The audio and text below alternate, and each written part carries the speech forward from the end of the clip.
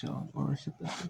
So here we have Point Loma and Concordia St. Paul battling here in the semi-final 1, semi-final 2, with the winner of this taking the winner of Tampa Ferris State.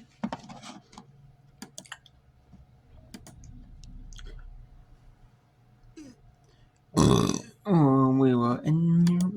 Try to show you the rest of this. The program is being we won't show you the rest of the Metropolitan State University at Denver. Assuming.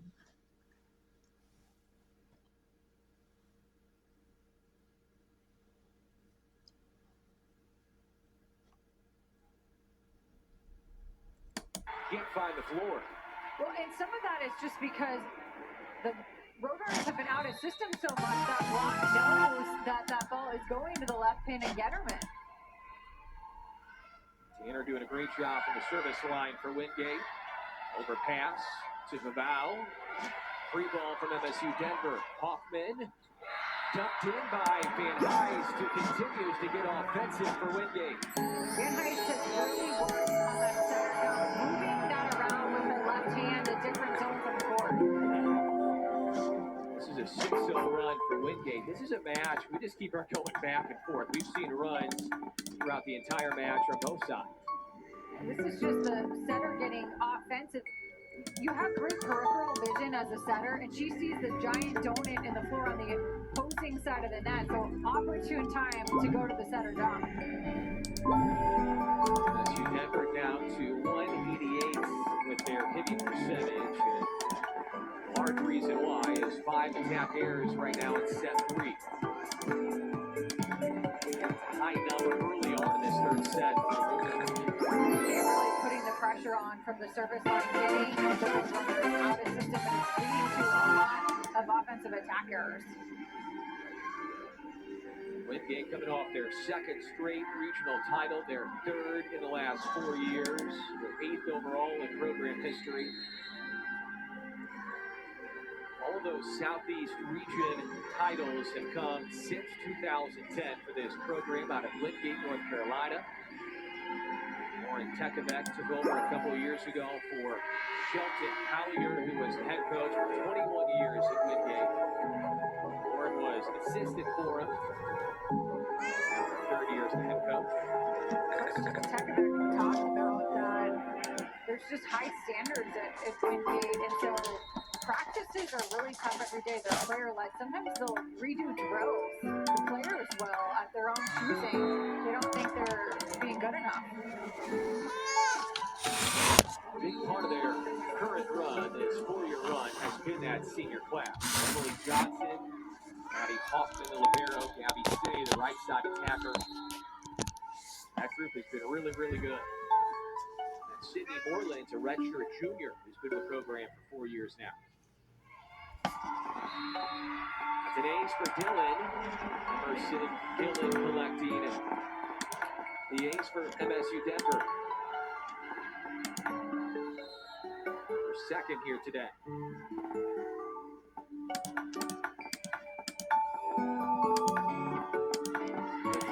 The concentration shown by Tanner. Hagar dug out. Hoffman. Back row room shot. Tanner. Top of the block for Hagar. Good pin set to Vavau on the near side. Set up by Van Heist. And good to see Vavau take a swing. We have not called her name really since early in the first set. So coming back in and making an instant impact. She's taken her game to a new level this year. Only 31 combined kills in her first 2 years in the program. Just under 2.5 kills per set in her third year now. Slide play to Johnson, who cranks it home for Wingate.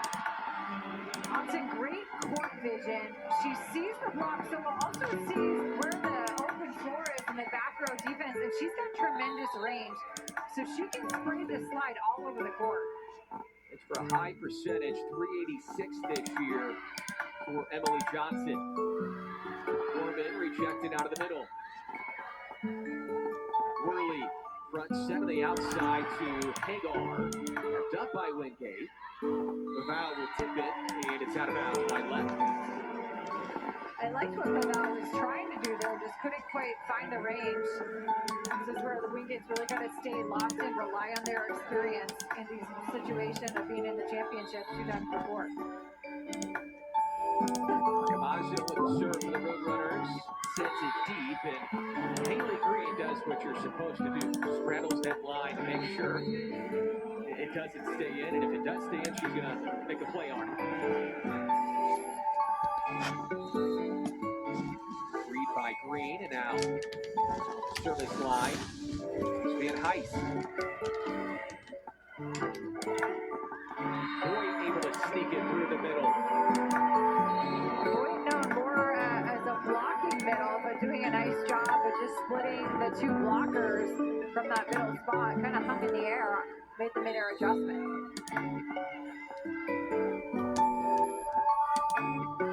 Receive Riley Tanner. Swing out of the middle for Emily Johnson, uses the block. Her 8th kill, only 1 air on 21 attacks. The efficiency of Wingate's middles is just incredible. Do not miss a beat, either one.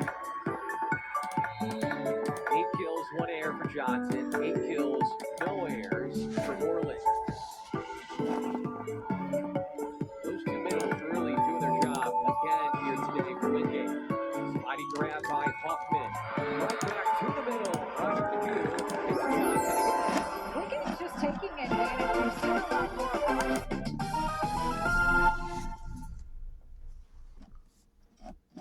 Alright, so there's no mini timeout. There is MSU Denver as you both timeout. So Franklin Pierce now. When commercial. 2 big goals. 282-34. Mackenzie Sheen for the goal and Eklund with the assist. Man. Then there was a Washburn goal. McKinley Rowan. What's that goal? So Wingate now leads 2-1.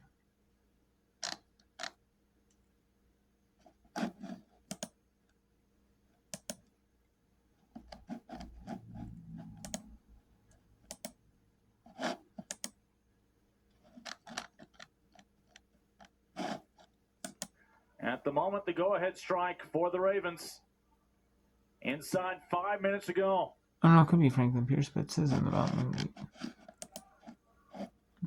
Kennedy.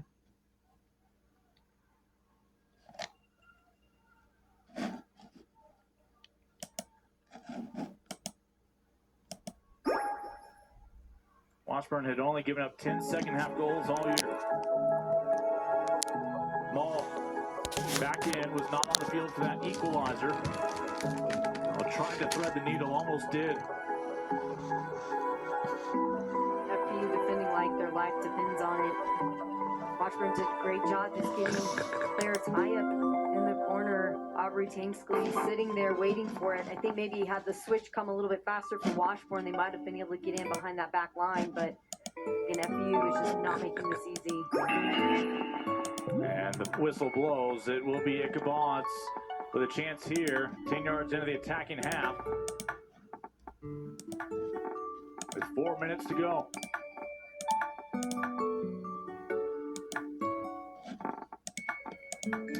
Shay Taylor will do the honors. One of the seniors for Washburn, who all of a sudden has to fight off the urges to think about her collegiate career possibly being down to 4 minutes. She had the goal in the quarterfinal on a set piece. She's never had a goal in her career before, so she's already had some moments here this postseason. We'll send this one back towards the mixer. It's going to be a goal kick. That's just more time that'll melt away, where Jess LaCroix will send this one back in. And to LaCroix's credit, as a freshman, she hasn't learned all the dark arts of time wasting. She went straight to a ball, grabbed the first ball she saw, and you would understand tease this one up for Batista. Dark arts of time wasting, I love that. At least in the college game, we do stop the clock occasionally to account for subs. 6 other stoppers in play. We were scoreless at halftime. 66th minute is when that ended. And the Ichabod's took the lead, something they'd held up until the final 10 minutes. So this is the end of the round.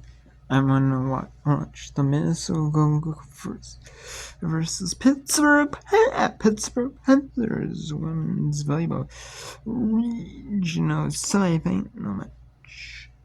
So I'll be watching that, and the winner and we'll go to the regional final in Pittsburgh, Pennsylvania.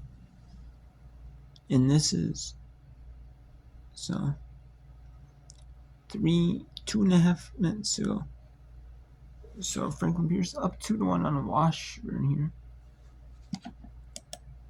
And Wingate is just about to take set 3 here.